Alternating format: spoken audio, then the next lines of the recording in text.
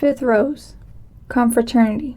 Strictly speaking, there can only be one kind of confraternity of the Rosary, one whose members agree to say the entire Rosary of 150 Hail Marys every day. However, considering the fervor of those who say it, we may distinguish three kinds. Ordinary membership, which entails saying the complete Rosary once a week. Perpetual membership, which requires it to be said only once a year. Daily membership, which obligates one to say it all every day. That is, the 15 decades made up of 150 Hail Marys. None of these Rosary memberships binds under pain of sin. It is not even a venial sin to fail in this duty, because an undertaking is entirely voluntary. Needless to say, people should not join the confraternity if they don't intend to fulfill their obligation by saying the Rosary as often as is required, without, however, neglecting the duties of their state in life.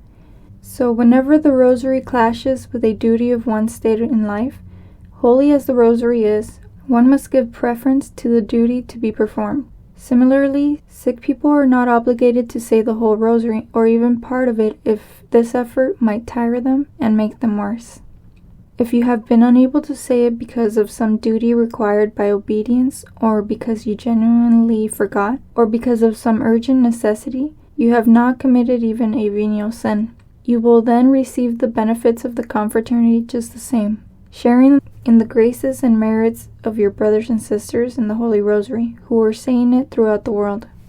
And my dear Catholic people, even if you fail to say your Rosary out of sheer carelessness or laziness, as long as you do not have any formal contempt for it, you do not sin, absolutely speaking.